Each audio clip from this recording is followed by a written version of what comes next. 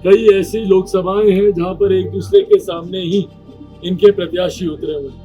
पूर्णिया उसका सबसे बड़ा उदाहरण है कि मेरे अपनों के लिए मेरा कोई अपना ही भावना से कार्य कर सकता है। कोई और नेता होता तो संभवतः एक सांसद संसदीय क्षेत्र की भूमिका को निभाता, पर ऐसे में जब मेरे परिवार के व्यक्ति भैया मेरे सामने में गाली हाँ किसी के माँ बाप को मत दीजिए, हम हाथ जोड़कर माफी मांग रहे हैं।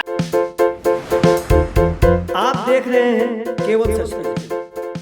नमस्कार, आप देख रहे हैं केवल सच। केवल सच दर्शकों के बीच में हमेशा केवल सच ही दिखाता है, जो जनमानस के मन पर काफी प्रभाव डालता है। कल प्रेस वार्ता में लोजपा के चिराग पासवान ने जानकारी दी कि इस बार डबल इंजन की सरकार जिस प्रकार उत्तर प्रदेश में है, उसी प्रकार बिहार में भी डबल इंजन की सरकार बनने जा रही है।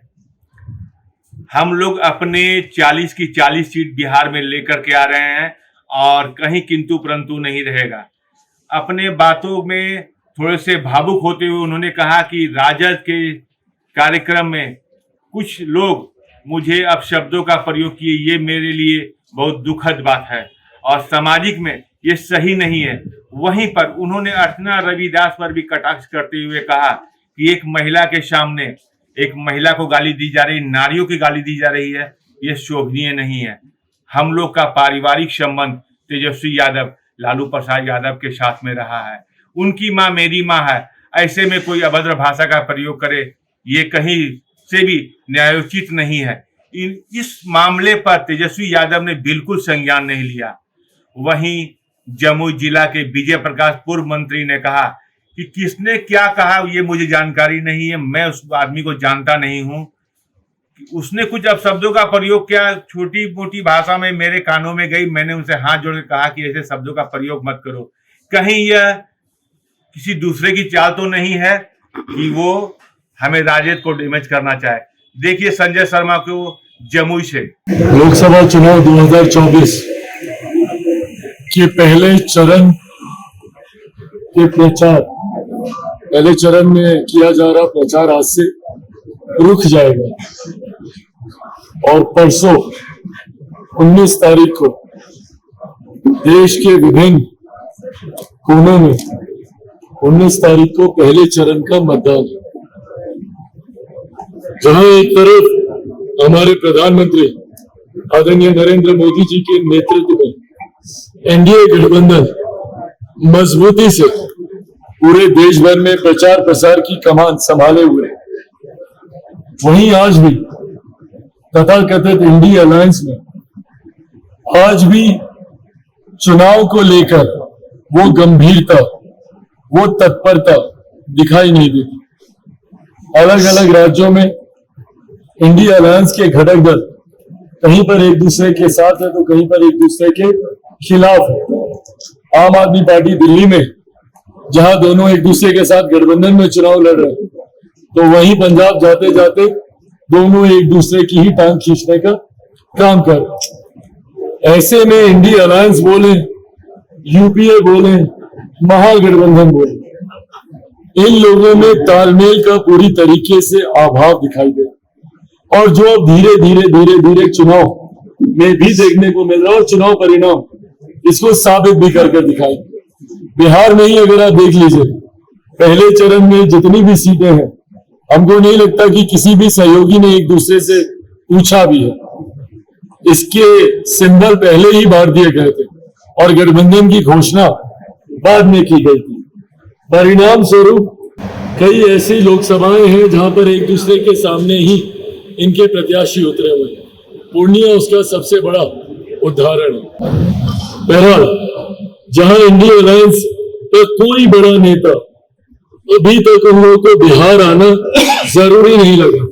क्यों? क्योंकि बिहार उनकी प्राथमिकता में नहीं, सरकार के द्वारा हम लोग को जमीन दी नहीं जा रही। ऐसे में उस वक्त के रेल मंत्री सुरेश प्रभु जी से मिलकर, स्मृति ईरानी जी उस वक्त एचआरडी मंत्री थी, अब एजुकेशन मिनिस्टर कहलाया जाता है, उस वक्त उनसे मिलकर उन्होंने कहा था कि आप बस जमीन दे, हम केंद्रीय विद्यालय खुलवाएं। रेलवे की जमीन हम लोगों ने, ये बातें हम इसलिए बता रहे हैं क्योंकि वो तत्परता का एहसास, वो लगन, जिस मेहनत से हमने जमुई को आगे बढ़ाने का प्रयास किया, अगर हम चाहते तो हम बोल भी सकते थे ना कि भैया जमीन ही नहीं दे रहे, हम राज्य सरकार पे पूरा ठीकरा फोड़ के हम बगल हो जाते, पर उसके बावजूद भी हम लगे। रेलवे से हमने जमीन ली, केंद्रीय विद्यालय उस जमीन पे खुलवाए, मेडिकल कॉलेज साल भर के भीतर फंक्शनल हो जाए, जहाँ पे सिर्फ जमुई के लोगों को ही नहीं, अगल बगल के जिले के लोगों को भी स्वास्थ्य का लाभ वहां पर मिलेगा। रेलवे की परियोजनाएं हों, जमुई का रेलवे स्टेशन जाकर देख लीजिए कैसा था। आए दिन हमको शिकायतें आती थी, प्लेटफॉर्म की लंबाई बड़ी नहीं है, वहाँ पे वेटिंग रूम नहीं है, शौचालय की व्यवस्था नहीं है, टिकट काउंटर्स उचित मात्रा में नहीं है। आने वाले दिनों में वर्ल्ड क्लास का जमुई का रेलवे स्टेशन जिस पे कार्य चल रहा है, सिमुरतला का रेलवे की परियोजना, चकाई से आने वाला हर व्यक्ति इस बात को चिंतित रहता था कि भैया पूरी विधानसभा हम लोग की कटी हुई है, झाझा से लेकर गिरिडीह तक, और पहले चरण में झाझा से भटिया तक इस पे काम भी शुरू है। आने वाले कुछ ही सालों में ये पूरी रेल लाइन वहां पर बिछा दी जाएगी। इसके अलावा पासपोर्ट ऑफिस की बात हो या FCI के रीजनल ऑफिस की बात हो या फिर बेसिक इंफ्रास्ट्रक्चर, सड़क, बिजली पे जो कार्य हुए वो एक, पर हाँ अभी भी कई कार्य बाकी हैं, और इसीलिए मैंने बार बार कहा है कि मेरे अपनों के लिए मेरा कोई अपना ही भावना से कार्य कर सकता है। कोई और नेता होता तो संभवतः एक सांसद संसदीय क्षेत्र की भूमिका को निभाता, पर ऐसे में जब मेरे परिवार के व्यक्ति हैं, अरुण भारती जी, आप अपनी बातों को रख सकते। ऐसे में सभ्य समाज में गाली गलौज की कहीं पर भी कोई गुंजाइश नहीं है। सभ्य समाज में गाली गलौज का इस्तेमाल करना कतई उचित नहीं, और वो भी ऐसे लोगों के लिए जो कि सार्वजनिक जीवन में भी नहीं, जो कि राजनीतिक जीवन में नहीं। एक बार के लिए अगर मुझे कोई गाली दे रहा है, मैं मानूंगा, मैं हूं राजनीतिक जीवन में, और वही बिहारी ही है जो दे भी रहे, मेरे सर आंखों पर, मुझे कोई दिक्कत नहीं। पर हाँ, कोई मेरे परिवार को गाली दे, ये मुझे नहीं लगता कि कोई भी पारिवारिक व्यक्ति इस बात को बर्दाश्त करे।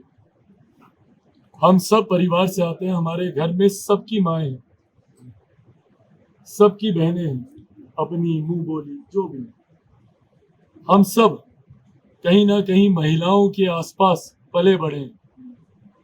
और मैं मानता हूं और हर मन से मैं कहता हूं, महिलाएं आधी आबादी हैं, सृष्टि की जननी है महिलाएं।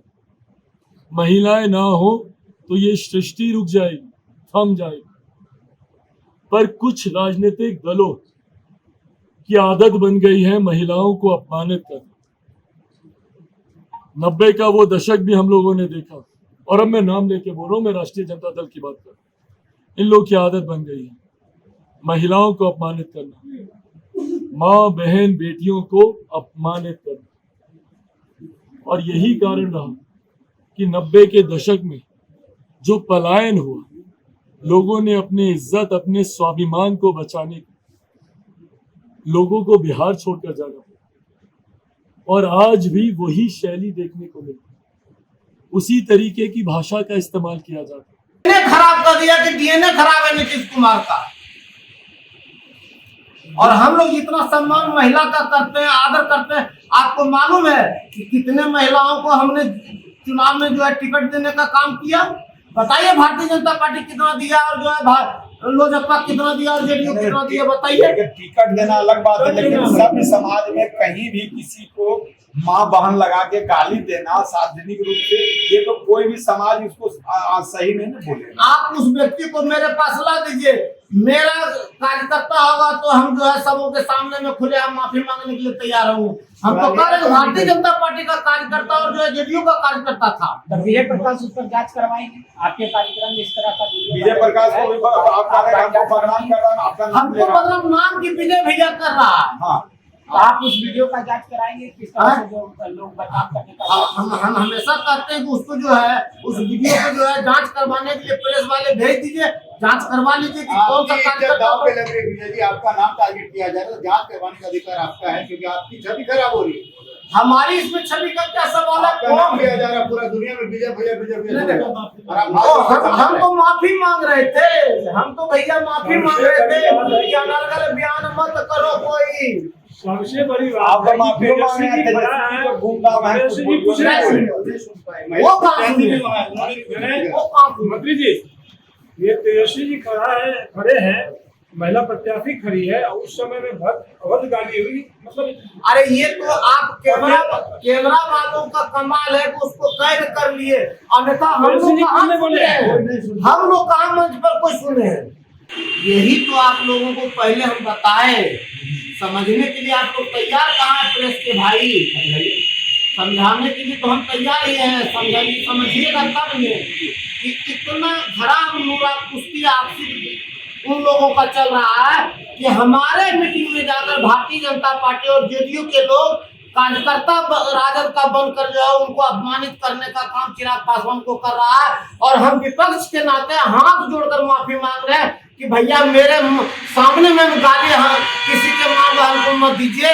हम हाथ जोड़कर माफी मांग रहे हैं और भारतीय जनता पार्टी और जेडीयू के कार्यकर्ता उधर से जो है गाली देने का काम कर रहा है। हम तो आपको समझाने का काम कर रहे हैं कि ऐसा नूरा कुश्ती चल रहा है। क्या कहने का मतलब है वो अपने आदमी से ऐसा चिराग पासवान नहीं, जेडीयू के लोग और भारतीय जनता पार्टी का कार्यकर्ता था अच्छा। जो इस तरह से भत्ती गाली देने का काम कर रहा था और हम हाथ जोड़े थे भैया मेरे सभा से आप निकल जाइए।